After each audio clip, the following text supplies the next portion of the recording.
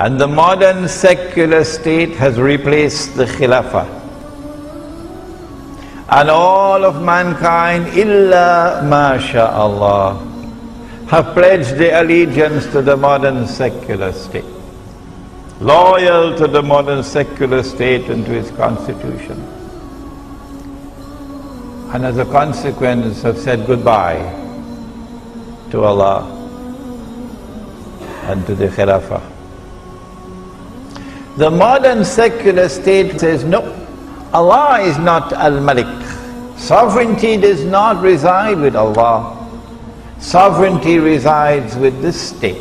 The people are sovereign, not the Lord who created them. You don't need a PhD to understand that that is shirk. And that's the one sin that Allah will never forgive. Mr. Cameron, this week you went to Indonesia and gave one of the most hypocritical and dishonest speeches I have ever heard in my life. It was dishonest because you went there to sell them guns, bombs, planes, but also to flog them democracy. To sell it like a second-hand car salesman sells a faulty car. No brakes, faulty engine, but go on, take it for a drive. Take this democracy, which you didn't tell them back in Britain is increasingly getting a more and more soiled name. Democracy, you didn't tell them, mixes money and power like no other political system. Go and ask them in Russia, where Putin is famous for corruption. Go and ask them in India, where corruption is rife. Ask them in Pakistan, Bangladesh, Iraq, Afghanistan. Everywhere you go, democracy mixes money and power and corrupts politicians. And that's what you told them to have in Indonesia. That was the lie you sold them. And as for the hypocrisy, when you started to say that the people of the Middle East want freedom and the authoritarian regimes are against democracy, you never told them that you backed those authoritarian regimes. Last year you went to sell them arms like you're selling arms in Indonesia today. You didn't tell them when you walked arm in arm with Aung San Suu Kyi that British government rendered Abdul Hakim Belhaj from Libya to be tortured. You didn't tell them that in Britain you lock up Muslims, your minority population, you lock them up for 7 or 8 years without a charge, without a trial, without showing them any evidence, like in the case of Babar Ahmed. And then you have the gall to tell them that you stand for freedom and democracy. People don't listen to your words, they watch your actions. Islam protects minorities. Islam protects the rule of law. Islam obliges them to account the ruler. Islam does all of this in the Khilafah system. And they know you back the regimes in Bahrain, in Saudi Arabia, all over the world that crush the people who try to re-establish this Islam through peaceful means. And they know you do this because you fear the day that Islam is established in the Khilafah, because you will lose control over the resources of the Muslim world that you crave after so much. And that's why one day, inshallah ta'ala, you will see the inevitable re-establishment of the caliphate in the Muslim world.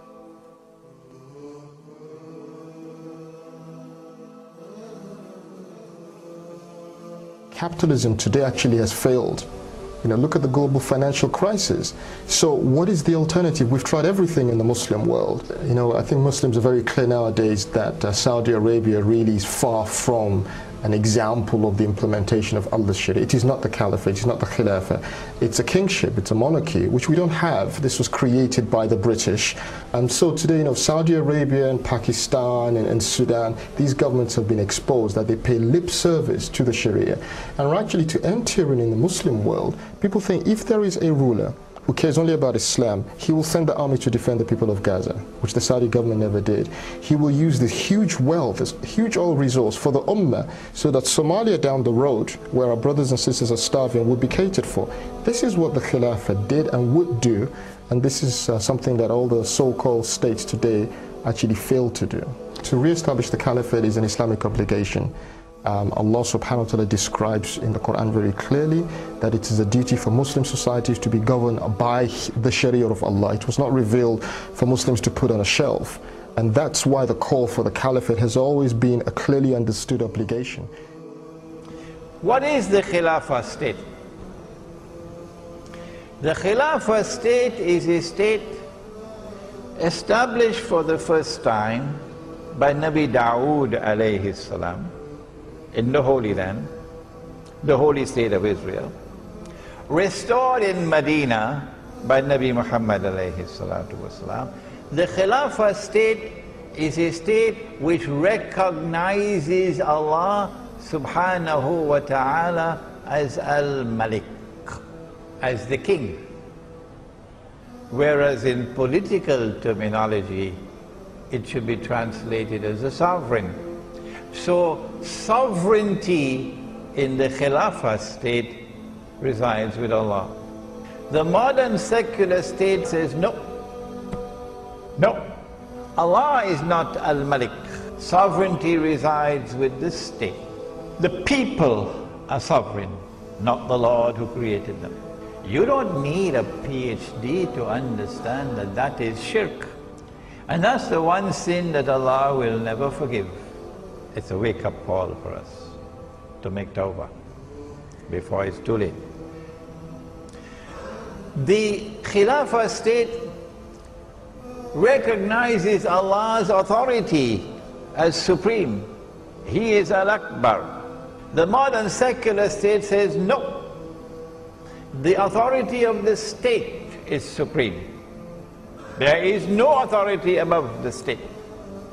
And the states are all organized under the United Nations organization.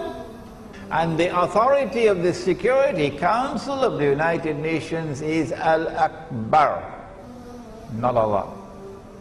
The Khilafah state says that Allah is Al-Hakam, the supreme lawmaker. His law is the supreme law. And when He says haram, no one can make it halal. And when He says halal, no one can make it haram. There is a verse of the Quran which declares that to be shirk, to legalize and make legal what Allah has made haram. That is shirk. The modern secular state says no. Allah is not Al-Hakam. Parliament is Al-Hakam. Parliament makes the law. And the law that comes from Parliament and the law that comes from the United Nations is the supreme law. The modern secular state says that Allah can make it haram, but we can make it halal. And everything, or almost everything, because we have not reached New York as yet. In New York, they now legalize the marriage of a man with a man. And yet you want this, you want your green card, to become an American citizen, so go and stay there and never come back. Those are your people, not ours. The modern secular state says Allah can make it haram, but we can legalize it. Shall I give you some examples? Did you know that Allah prohibited money being lent on interest? Did you know that? Huh? You know that? And did you know that Allah has declared war? War on the money lender lending money on interest? Did you know that? And did you know that Nabi Muhammad alayhi salatu wasalam has cursed all four and declared that they are all equally guilty? The one who takes riba, the one who gives riba, the one who records the transaction, and the two witnesses. Did you know that he said that riba is constituted of 70 different parts, and the smallest part of riba is equivalent to a man marrying his own mother. And do you know what the modern secular state has done? Even in Saudi Arabia, all around the world, they've made it halal. Don't believe me? There's something called a bank outside there in Subang Jaya. Go and ask them whether they lend money on interest. I can go on and on and on and on. This is a substitute for the Khilafah.